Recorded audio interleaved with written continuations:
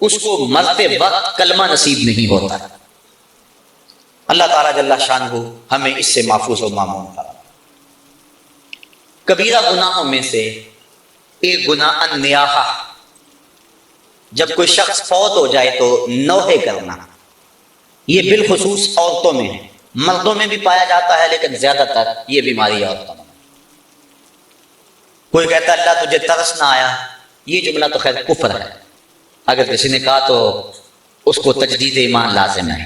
جب کوئی دکھ پہنچے تو ظاہر ہے اسلام دین فطرت ہے، اسلام یہ نہیں کہتا کہ تم اظہار غم نہ کرو، لیکن اظہار غم کے 4 طریقے: دل کا غم، آنکھوں کا غم، زبان کا غم، ہاتھوں کا غم۔ دل کا غم کیا ہے؟ کہ دل دکھ سے بھر جائے۔ آنکھوں کا کیا غم ہے؟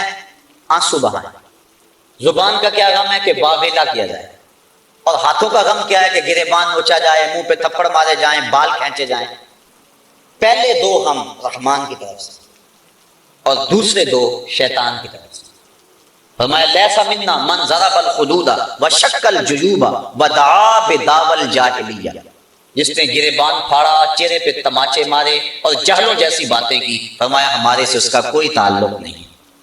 تو نوحے سے منع فرمایا گیا، بلکہ اگر مرنے والے کے دل میں یہ آرزو تھی کہ میرے بعد خوب چیخ پکار پڑے گی، لوگ بڑا روئیں گے، بعض لوگ کہتے ہیں ہمیں کون رونے والا ہوگا، تو اگر کسی کے دل میں یہ ہوگی کہ میرے بعد لوگ روئیں اور عجیب کیفیت بن جائے، تو ایسے نوحے پہ جو راضی تھا، حضور علیہ السلام نے ارشاد فرمایا جب وہ مرتا ہے تو رونے والوں کے رونے کی وجہ سے اس کو قبر میں عذاب ہوتا ہے، جتنا لوگ زیادہ روئیں گے اتنا ہی اس کو عذاب دیا جاتا ہے، اگر وہ اس پہ راضی تھا۔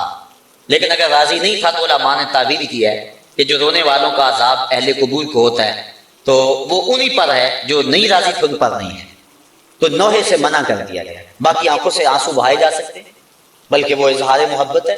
جب حضور کا بیٹا انتقال کر گیا، شہزادہ رسول حضرت ابراہیم علیہ السلام، تو حضور تشریف لائے، سرہانے پہ بیٹھے، بیٹے کی پیشانی پہ ہاتھ رکھا، وَأَيْنَا رَسُولِ اللَّهِ تَدْمَعَانِ، حضور کی آنکھوں سے آنسو جاری تھے۔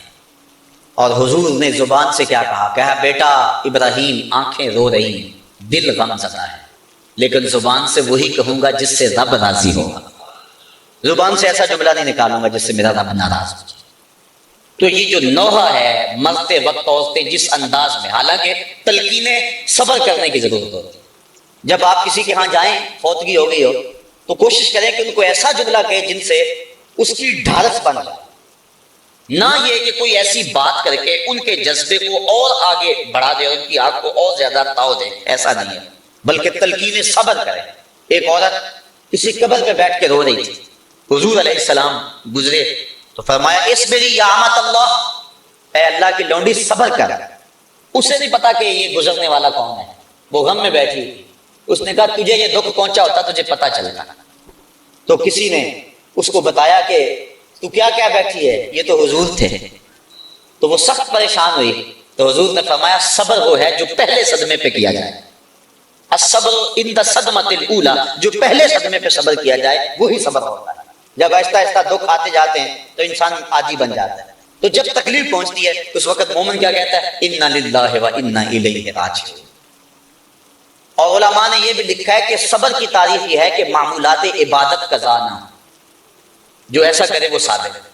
یہ نہیں ہے کہ تکلیف آ گئی تو اب نماز بھی جاری رہے، نہیں، وہ معمولات اپنے معمول پہ جاری رہے۔ حضرت صدیق سختی رضی اللہ تعالیٰ عنہ کا بیٹا فوت ہو گیا، جوان سال، تدفین و تجہیز تکفین میں لگے رہے، ایک نماز قضا ہو گئی۔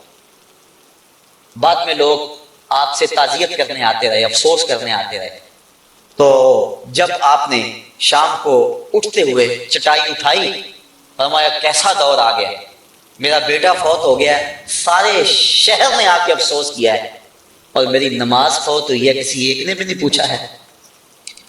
تو معمولات عبادت ان کو برقرار رکھا جائے، یہ صبر ہے۔ تو یہ جو نوحے عموماً عورتیں بالخصوص پڑھتی ہیں، تو بلکہ ایک روایت میں آتا ہے 7 اشخاص ایسے ہیں کہ جب ان کو تم قبر میں دفن کر کے آتے ہو تو ان کا رخ قبلے سے پھیر دیا جاتا ہے۔ فرمایا فاذهبوا وانبشوا قبورکم، جاؤ جا کے ان کی قبریں اکھیڑ کے دیکھ لو، اگر ایسا نہ پاؤ تو پھر مجھے آ کے کہنا کہ میں نے کیا کہا تھا۔ اور ان اشخاص کو حضور نے گنوایا، ان میں شرابی بھی ہے، اس میں ذخیرہ اندوز بھی ہے، اور اس میں آخری جو ہے ساتواں بن نائحۃ اور نوحے پڑھنے والی ہے، جو اور لوگوں کے جذبات کو بھڑکاتی ہے۔ لوگ کہتے ہیں فلاں نے وین کی حد کر دی، وہ بچے بھی رو پڑے جی ایسی حد کر دی، یہ منع ہے، یہ شریعت نے ہمیں اس سے روکا ہے۔ تلقین صبر کیا جائے، مرنے والے کے لیے دعا کی جائے اور اللہ سے رحمت کی امید رکھی جائے، اور انا للہ و انا الیہ راجعون پڑھا جائے۔ ہاں آنکھوں سے آنسو بہیں، دل غم زدہ ہو، ظاہر ہے جس کا گھر کا چراغ بجھ گیا اس کو سکون تو نہیں ہوگا، جس کا بھائی چلا گیا کمر تو ٹوٹ گئی اس کی، جس کا شوہر چلا گیا زندگی اجاڑ ہو گئی، جس کا بیٹا چلا گیا اس کا تو کلیجہ کٹ گیا، دکھ تو بڑا ہے لیکن امتحان بھی ہے، اور مومن جب مصیبت پہ صبر کرتا ہے اللہ اس کو اجر دیتا ہے۔ ایک گناہ ترک صلاۃ، یہ بھی کبیرہ گناہ، بلکہ حضور نے فرمایا من ترک الصلاۃ متعمدا فقد کفر، جس نے جان بوجھ کر نماز چھوڑی اس نے کفر کیا۔ حضرت امام احمد بن حنبل تو تارک صلاۃ کے کفر کے قائل ہیں، لیکن باقی ائمہ امام شافعی، امام مالک اور امام اعظم ابو حنیفہ وہ فرماتے ہیں کافر نہیں ہے، قد کفر یعنی کافروں والا کام کیا اس نے، خود کافر ہوا نہیں اعتقاداً، لیکن گناہ کبیرہ ہے، تو اس کی سزا کیا ہے؟